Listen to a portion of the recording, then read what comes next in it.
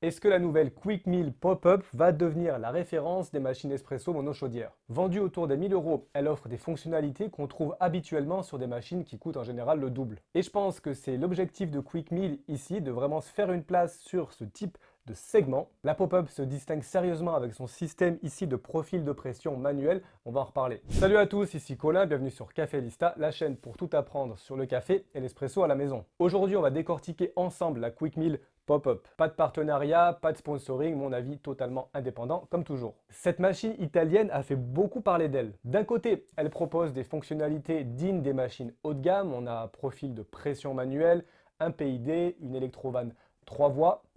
De l'autre, elle reste sur une architecture monochaudière accessible avec un prix en général aux alentours de 1000 euros. D'ailleurs, pour vérifier le prix, je vous mets un lien juste en dessous, vous pouvez aller regarder. Mais est-ce que ça fonctionne vraiment?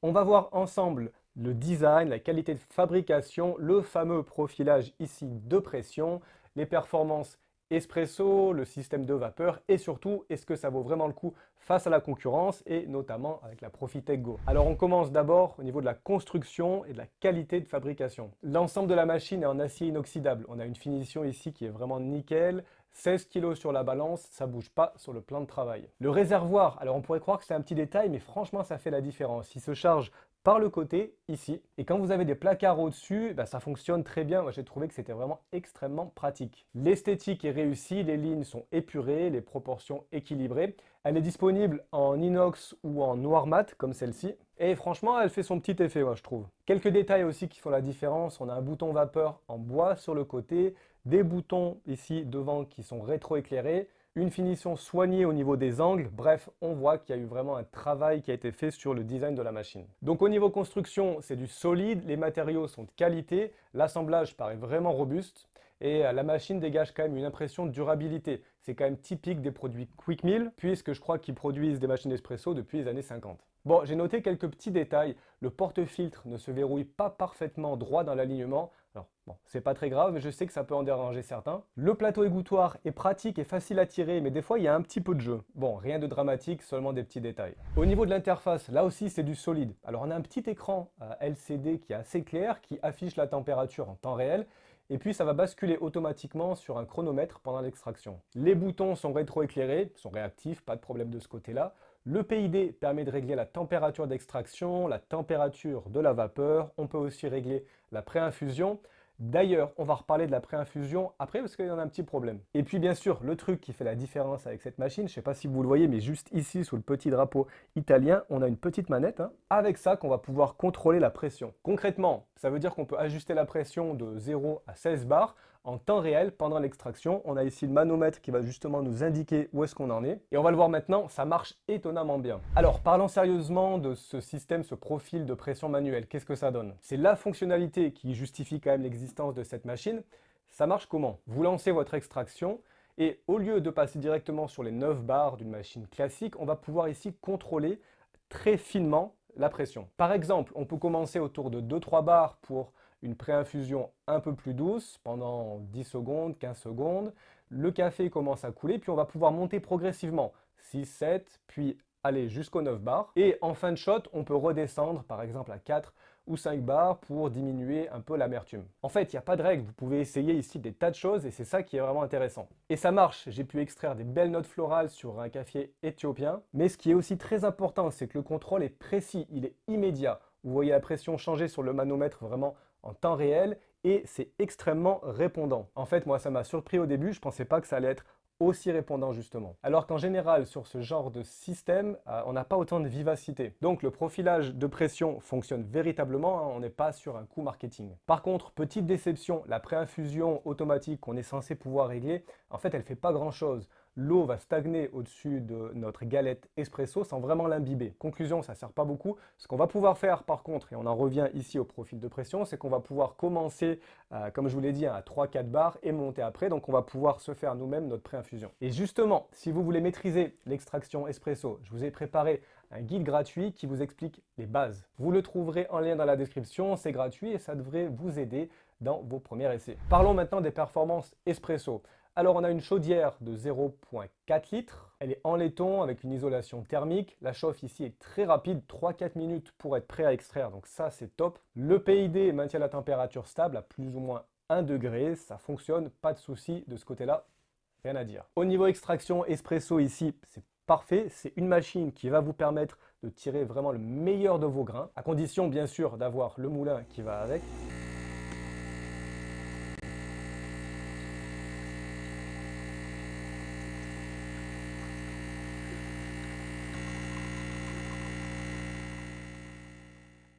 Donc moi je peux vous dire que je me suis fait d'excellents shots ici à la maison. Petit point noir par contre, donc malgré la présence d'un Electrovan 3 voies, la galette reste quand même assez mouillée après l'extraction. C'est boueux, ça peut être difficile à sortir du porte-filtre.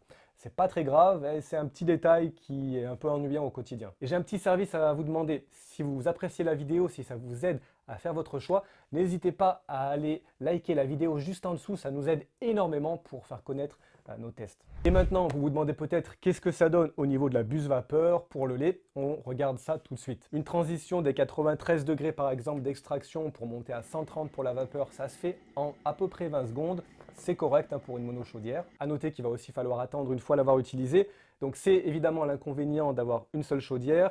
Si vous voulez enchaîner plusieurs boissons, plusieurs cappuccinos par exemple, l'un après les autres, une monochaudière, des fois, c'est pas forcément le plus pratique. Mais en même temps, c'est pas très long. On parle ici d'attendre 20 secondes entre une extraction, la vapeur, et puis d'attendre encore un peu pour repasser en mode extraction. Mais c'est bon de le savoir. La buse vapeur, elle est cool touch, c'est-à-dire qu'on peut la toucher, elle est pas chaude même quand on va l'utiliser. Et quand vous maîtrisez son utilisation, cette buse vapeur fait vraiment du très bon travail. La puissance vapeur est généreuse, elle est suffisante sans problème pour texturer 200-250 ml de lait. Et une fois que vous avez trouvé le bon angle, la mousse obtenue, elle est fine, elle est onctueuse. Rien non plus à dire là-dessus, c'est qualité. Mais pour ça, il faut s'habituer à sa géométrie particulière, on en parle tout de suite. Alors ici, autant être honnête, la buse vapeur est quand même pas très pratique, elle n'est pas très ergonomique.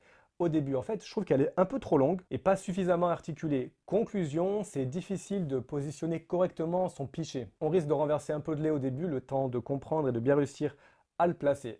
Alors c'est peut-être le défaut majeur de cette machine pour ceux qui veulent vraiment faire beaucoup de boissons lactées. Alors cette Quick Meal Pop-Up, pour qui? C'est très simple, si vous êtes passionné d'espresso, si vous voulez expérimenter avec des profils de pression différents, si vous buvez principalement des espressos, americano, café allongé ou aussi de temps en temps des cappuccinos, dans ce cas-là, cette machine peut vous apporter énormément. Le profil de pression, c'est pas un gadget, ça ouvre vraiment des nouvelles possibilités d'extraction, surtout sur des cafés de spécialité qui sont délicats. Mais c'est quelque chose qui n'est pas indispensable si vous vous lancez dans l'espresso par exemple. Par contre, si vous faites beaucoup de boissons lactées, si vous cherchez vraiment la simplicité, c'est peut-être pas forcément la machine idéale. Alors cette machine, elle coûte, comme je vous l'ai dit, aux alentours de 1000 € selon les revendeurs.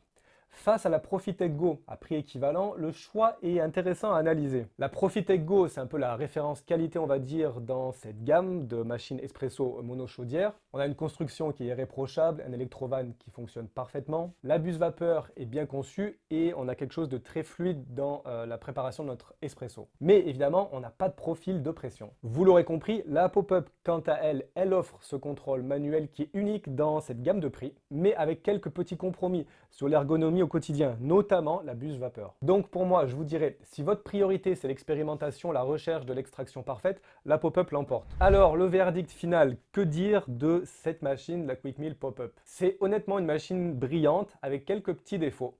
Elle démocratise la gestion de la pression, ça c'est indéniable. Et pour ce prix-là, ça reste quand même un budget conséquent, mais c'est un niveau de contrôle qu'on n'avait encore jamais vu et c'était, je pense, impensable il y a encore quelques années. Idéal donc si vous voulez pousser l'expérimentation espresso, je pense que la Pop-Up mérite votre attention. Et personnellement, si j'étais sur le marché d'une machine monochaudière, je pense que je partirais sur celle-là. Et voilà, si vous êtes toujours avec moi, merci d'avoir regardé cette vidéo jusqu'au bout, mais attendez, partez pas. Si vous avez apprécié cette vidéo, je pense que celle qui va apparaître ici devrait vous intéresser. N'oubliez pas de vous abonner pour ne rater aucune nouvelle vidéo sur l'espresso. Comme d'habitude, je vous souhaite une très bonne semaine, je vous dis à bientôt, ciao.